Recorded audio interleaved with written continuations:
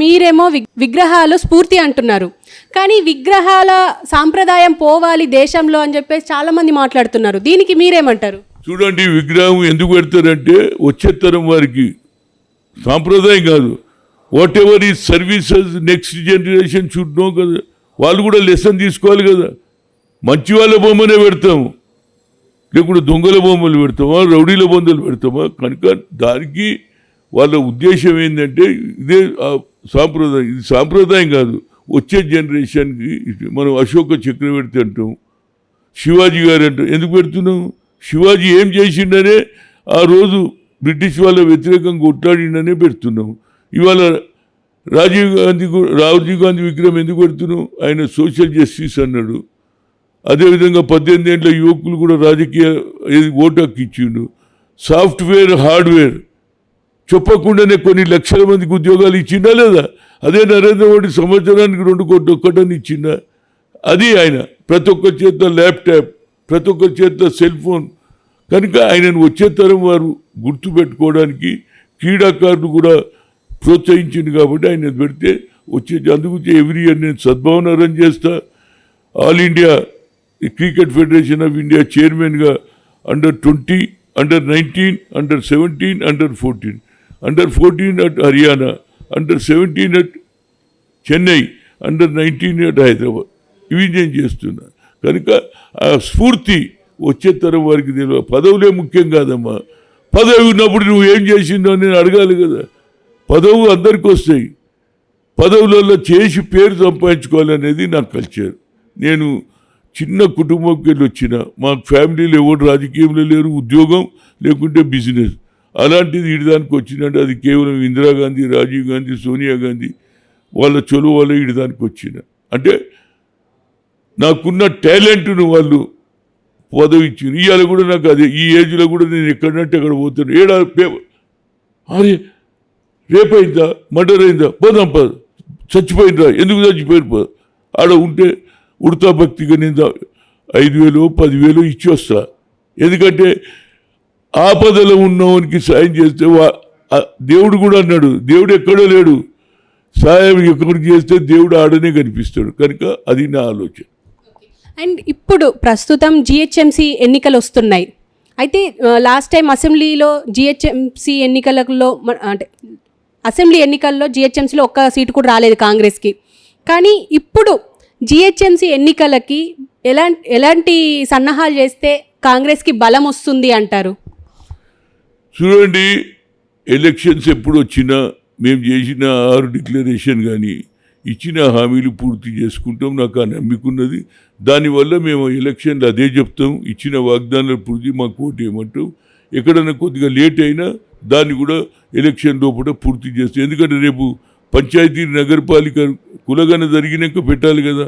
అంట్లో కూడా గ్రామాలలో సర్పంచులు, మండల తప్పనిసరిగా సోనియా గాంధీ గారు దీని వెనకాల ఉన్నారు. 6 డిక్లరేషన్ చేస్తాం. అదేవిధంగా రైతుల రుణమాఫీ కూడా చేస్తామని నమ్ముకుంది. కొంత డిలే అవుతుండొచ్చు కానీ చేస్తాం. అది నా పట్టుదల, ముఖ్యమంత్రి పట్టుదల అనేది నా ఉద్దేశం. ఇప్పుడు లాస్ట్ టైం మనం చూసుకుంటే బీజేపీకి కొంచెం బలం వచ్చినట్టు తెలుస్తుంది. ఎందుకంటే అంతకు ముందు లేనంతగా మొన్న 8 సీట్లు వచ్చినాయి, ఎంపీ సీట్లు కూడా వచ్చినాయి. అయితే ఇప్పుడు ఈ జిహెచ్ఎంసీ ఎన్నికలకే కానీ నెక్స్ట్ అసెంబ్లీ ఎన్నికలకే కానీ బలం వచ్చే అవకాశం ఉంది అంటారా? మీ ఉద్దేశం ఏమిటంటే? ఇప్పుడు మేమంతా ఎలక్షన్ గురించి లేదు, మేమంతా ఆలోచన ఫ్లడ్ రిలీఫ్, ప్రజలు ఇబ్బంది మేము అది చూడము. ప్రజలకు ఏది అన్యాయం అది మొదలు చూస్తాం, తర్వాత ఎలక్షన్, ఆ తర్వాత మేము కూడా చూసుకుంటాం. కానీ ఇప్పుడు దాని మీద కాన్సన్ట్రేట్ చేస్తే మేము ఇక్కడ కష్టంలో వాళ్ళు ఎలక్షన్ అంటారాగే లేదా. అందుగురించి priority for the flood, priority for helping the people, దాని మీద చూస్తాం. తర్వాత ఏం చేయాలి అనేది కూర్చుంటాం, మాట్లాడటం, ఏదో మొత్తం చేస్తాం. ఏది చేస్తే బాగుంటుంది, ప్రజలు మన వైపు ఎట్లా ఓట్లు వేయించుకోవాలి అనేది వీళ్ళు థింక్ అవ్వరు. ఎందుకంటే ఒక్కసారి క్యాష్ వైజ్ సెన్సర్ అదే బిగ్గెస్ట్ ఏది ప్రజలందరికీ నమ్మిక ఏర్పడి అదే మనకు ఫ్యూచర్ ఉందిరా. ఈ కాంగ్రెస్ రాహుల్ గాంధీ అనేటి ఆయనకు ఒక మంచి ఆలోచన వచ్చింది. దాని మీద ఏమన్నాడు, ఎవరు పీకే ప్రశాంత్ కిషోర్ ఏమన్నాడు, ఎన్నడూ కూడా 10 ఏళ్ళు ఉన్నా ఎప్పుడు ఈయనకు ఆలోచన రాలేదు, ఇప్పుడు ఎందుకు వచ్చిందంటే కన్యాకుమారి నుంచి కాశ్మీర్ తిరిగినాక ప్రజల బాధ తెలుసుకున్నాడు. ఆయన ఒకటి అన్నాడు, మొదలు ఏ స్టేట్లో మీ ప్రభుత్వం ఉన్నదో అక్కడ నువ్వు మొదలు చేస్తే అందరికి అర్థమవుతుంది. నువ్వు కేవలం చెప్పుకోతే మొదలు ఏదో వచ్చింది ఇక్కడ గెలిచినావు, ఏది తెలంగాణ, అదేవిధంగా కర్ణాటక గెలిచినావు, హిమాచల్ అక్కడ చేయమంటుండు. అందుగురించి నేనేమంటున్నా, మొదలు ఇక్కడ చేస్తే జనానికి కూడా అర్థం, ఎస్ వాళ్ళ రాష్ట్రాలలో చేసిండ్రా, మన రాష్ట్రంలో కూడా చేయాలనే ఆలోచన వస్తే లేదా. ఎక్కువ సంఖ్యలో ఉన్నది వీకర్ సెక్షనే కదా, 90% మేమున్నాం, 10% ఆర్ రూలింగ్ అనే ఆలోచన ఒక దిక్సూచి కనిపిస్తుంది నాకు రాహుల్ గాంధీ దగ్గర. ఆ దిక్సూచిని కాపాడుకుంటే మా అందరికీ న్యాయం జరుగుతుంది అనేది నా ఉద్దేశం. అయితే ఇంకొకటి ఏంటంటే బీజేపీ బీఆర్ఎస్ కాంగ్రెస్ నేతలే అన్నారు చాలామంది, బీజేపీ బీఆర్ఎస్ కలిసిపోతున్నారు, కలవబోతున్నారు అని చెప్పేసి అన్నారు. ఈవెన్ రేవంత్ రెడ్డి కూడా ఒక మాట అన్నారు.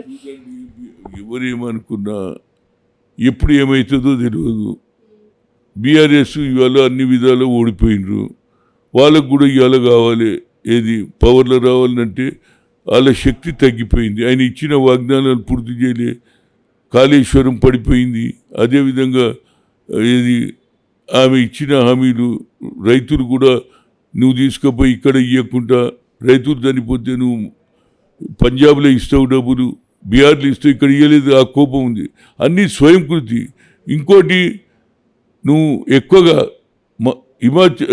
మహారాష్ట్రలో పనిచేయడం కూడా నష్టమైంది. ఇక్కడ వాళ్ళకి నువ్వు అడవై కాంగ్రెస్ అబ్కి బార్ కిసాన్కి సర్కార్ అన్నాడు. 2-3 తప్పుల వల్ల దెబ్బతిన్నారు. ఇప్పటికన్నా వాళ్ళు తప్పులు తెలుసుకొని ఫర్దర్గా పార్టీని స్ట్రెంథన్ చేసే చూడాలి తప్పితే రోజు రేవంత్ రెడ్డిని తిట్టడం లేకుంటే బట్టిని తిట్టడం కాదు.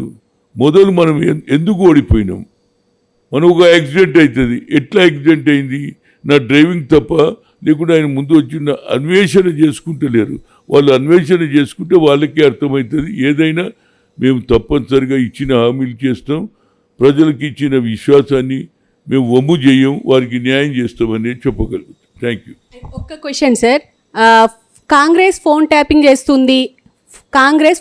చేస్తుంది అని చెప్పి నిన్న పాడి కౌశిక్ రెడ్డి ఆరోపించారు. దీని గురించి ఏమంటారు? ఇంత పెద్ద ఫోన్ ట్యాపింగ్ మీద ఇంత ఇన్వెస్టిగేషన్ చేసేటప్పుడు ఎవడు కూడా ఫోన్ ట్యాపింగ్ చేయడు. అప్పుడు మీరు అవకాశం ఇచ్చిండ్రు కాబట్టి అది చేసిండు. ఇక్కడ ముఖ్యమంత్రి వెరీ సీరియస్ ఉన్నాడు. అందులో కేసు నడుస్తుంటే ఇవాళ కాకుండా ఫోన్ ట్యాపింగ్ నిజంగానే చేస్తే దొరికితే చెడ్డ పేరు ఎవరికి వస్తుంది? రేవంత్కి వస్తుంది. కాబట్టి అవి ఏం జరుగుతలేదు. ఇది పొలిటికల్ గేమ్. మా ఫోన్లు కూడా ట్యాప్ చేస్తున్నారు, మా ఇంటి మీద అరేంజ్ చేస్తున్నారు. నాకు ఇవన్నీ పొలిటికల్ అడ్వాంటేజ్ మాటలు తప్పితే ఫోన్ ట్యాపింగ్ ఎవడు చేస్తలేడు. అది జరిగింది, గతంలో జరిగింది, ఎవరికి ఇప్పుడు తెలిసినాక ఎవడు కూడా ఏ ఆఫీసర్ కూడా చెయ్యడు.